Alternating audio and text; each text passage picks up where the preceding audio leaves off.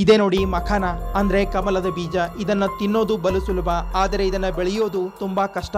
ಇದು ತಾವರೆ ಬೀಜದಿಂದ ನಿರ್ಮಾಣ ಆಗುತ್ತೆ. ಇದನ್ನ ಲೋಟೋಸ್ ಸೀಡ್ಸ್ ಅಂತಾರೆ. ಇದನ್ನ ಕೆರೆಗಳಲ್ಲಿ ಹಳ್ಳಗಳಲ್ಲಿ ಬೆಳೆಯಲಾಗುತ್ತೆ. ಇದು ಬೀಜ ಆಗಿ ನಿರ್ಮಾಣ ಆದ ಮೇಲೆ ನೀರಿನಲ್ಲಿ ಮುಳುಗುತ್ತೆ.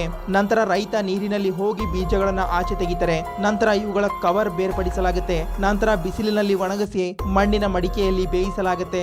ನಂತರ ಸ್ವಲ್ಪ ದಿನ ತಣ್ಣಗೆ ಆಗಲು ಬಿಡ್ತಾರೆ. ನಂತರ ಮತ್ತೆ ಬಿಸಿ ಮಾಡಲಾಗುತ್ತೆ. ನಂತರ ಇದನ್ನ ಒಡೆದು ಪ್ಯಾಕಿಂಗ್ ಕವರ್ ನಲ್ಲಿ ಪ್ಯಾಕ್ ಮಾಡಲಾಗುತ್ತೆ. ಆದರೆ ನಿಮಗಿದು ಗೊತ್ತಾ, ಜಗತ್ತಿನ 80% ತಾವರೆ ಬೀಜ ಕೇವಲ ಬಿಹಾರ ರಾಜ್ಯದಲ್ಲಿ ಬೆಳೆಯಲಾಗುತ್ತೆ. ಮತ್ತೆ ಇತ್ತೀಚೆಗೆ ಕೇಂದ್ರ ಸರ್ಕಾರ ಈ ಬೆಳೆಯನ್ನು ಉತ್ತೇಜಿಸಲು ವಿಶೇಷ ಬಜೆಟ್ ಘೋಷಣೆ ಮಾಡಿದೆ. ಈ ಬೆಳೆಯ ಬಗ್ಗೆ ಸರ್ಕಾರಕ್ಕೆ ಮಾಹಿತಿ ನೀಡಿದವರು ನಮ್ಮ ಕರ್ನಾಟಕದ ಝೀರೋದ ಫೌಂಡರ್ ನಿತಿನ್ ಕಾಮತ್. ಇವುಗಳನ್ನ ಔಷಧಿ ತಯಾರಿಕೆಯಲ್ಲಿ ಉಪಯೋಗ ಮಾಡ್ತಾರೆ. ಮೂತ್ರಪಿಂಡಗಳು ಮತ್ತು ಗುಲ್ಮ ಸಂಬಂಧಿತ ಕಾಯಿಲೆಗಳಿಂದ ಬಳಲುವವರು ಇವುಗಳನ್ನ ಸೇವಿಸಬಹುದು. ಇಂತಹದೇ ಫ್ಯಾಕ್ಟ್ ವಿಡಿಯೋ ನೋಡಲು ಚಾನಲ್ ಅನ್ನು ಸಬ್ಸ್ಕ್ರೈಬ್ ಮಾಡಿ, ಹಾಗೆ ನಮ್ಮನ್ನ ಫಾಲೋ ಮಾಡಿ.